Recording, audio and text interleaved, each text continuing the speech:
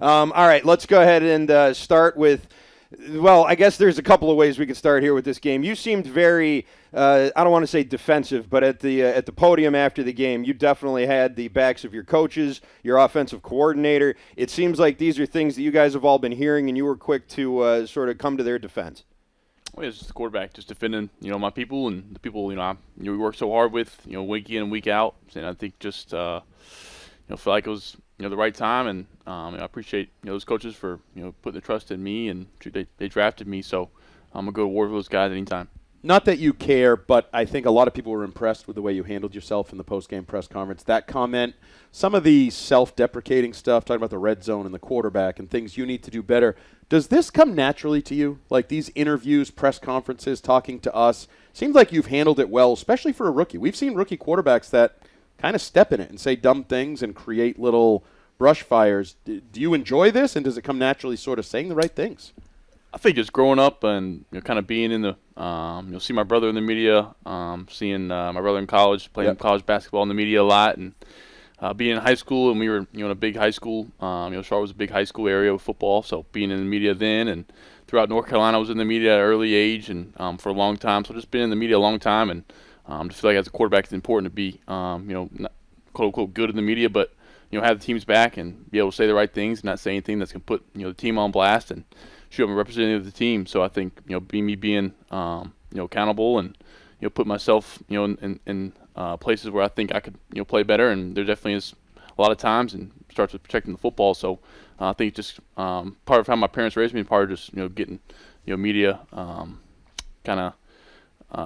media, what's it called when you're getting savvy experience? Experience throughout it. Yeah, I'd say you got that. In the run up to the game, you mentioned a few times that you'd played in some pretty cold temperatures in North Carolina. No one really believed you. You're like, okay, come on. You're going up to Buffalo now. You're going to compare that to how cold it is in North Carolina. How cold was it? You said you couldn't feel your feet at some point in the second half. How much of it did that affect the game and affect you personally?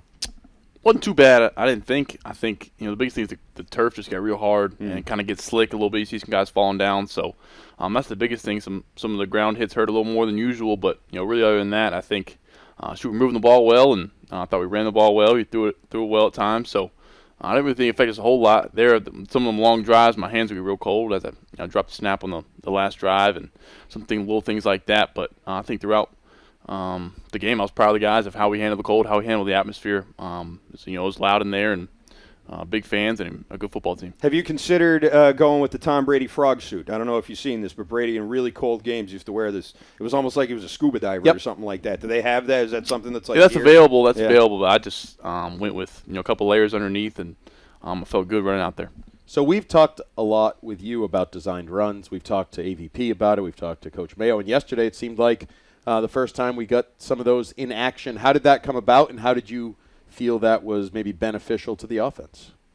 Yeah, I think down there in the goal line one, I should have cut it up and probably would have had a touchdown. I apologize to Hunter, and Hunter was funny after. But, really just helping us in short yardage situations, I think it can be a weapon for us. And, at this time, right now, probably I feel like I can get a yard, and I'm a big dude. And, QB sneak, I feel like I feel confident in getting a yard pretty much every time. So, I think there's some different areas where we can, help, move the football, and I'm still gonna go back and Mondre and those guys are better runners than me, so I'd rather get the guys the ball. But it's easier when you're under center and you can go right from there than having to run 5 yards from where the running backs lined up. If you could go back in time and run that play, the swing pass to Ramondre Stevenson again, what would you do differently this time? Yeah, I think probably just throw it at the feet of one of the blockers out there. I think it's probably the best thing to do, or go up there, run it, and take a short sack. I think it's a tough scenario, that tough break that we had with that play. You're trying to cut, big 6'7" defensive end is a good player, and I think Big Trey tried to do his best, and then I just so happened to be up backwards. I tried to move back and make it a forwards pass, but that's just unfortunate. So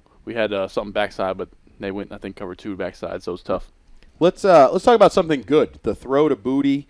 You guys have developed, seemingly sort of as this year has gone on, a little bit of a rapport there.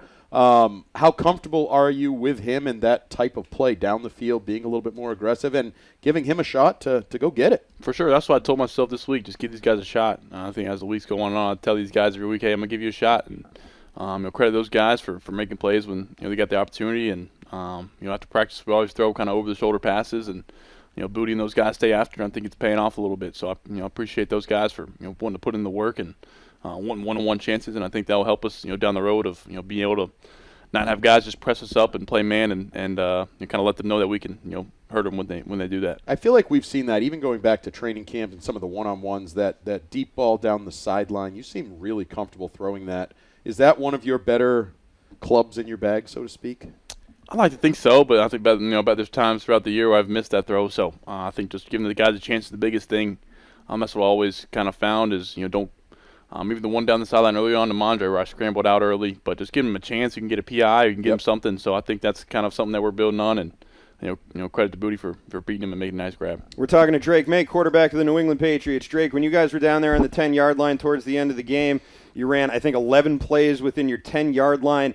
Having to do that over and over again, getting a touchdown called back on the replay, some of the penalties, I know they were mostly on Buffalo, but just having to keep running plays over and over again down there, how do you sort of not let that demoralize you? I know you guys wanted to score quickly. How do you able to kind of keep your head in the game there and eventually punch that one in? I think the guys are playing hard down there. I think it's just more on myself to find some answers, get some answers when they're bringing blitz zero. They're playing man outside, and they're switching some things off, and bringing an extra guy up front. I got to be on myself to find answers faster and quicker and make better throws. I had KB on one of the PIs. I had KB on a corner route, and I think they left Pop open in the flat. So little things we're just building, and that's really the first time where we've been down there real close, and we have to pass the ball and not give it to one of those guys. We struggled to run down there. They're good up front. So I think it's one of those things we're just figuring out answers and kind of great experience for us to get all those reps. But I think it's unfortunate we couldn't score earlier to kind of help our defense out of maybe getting one more stop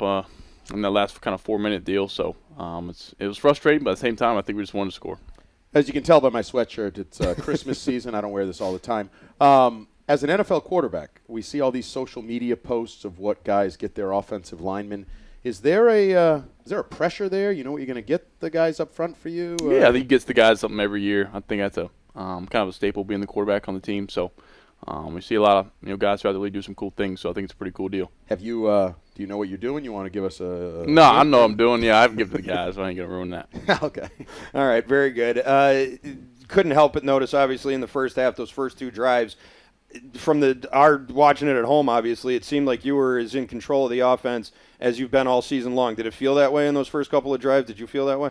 I think, multiple times throughout the season, I think we've been moving the ball well. I've been seeing it well. At times versus the Rams, at times versus the Colts. There's times when we've been moving the ball well and running the ball well, throwing it well, blocking well. So it's a testament to this offense. We can do a lot of different things, getting a lot of different personnels, formations. Can hurt them different ways. And I think that it's going to keep building, and we're getting kind of experience and just still figuring out these guys. Because I think my 10th start or so. So still got a long way to go. And I think these guys are, more and more are figuring out scramble drill and, me of stepping up in the pocket and little things like that. Second half was a little tougher, obviously. What did Buffalo do to adjust to you guys?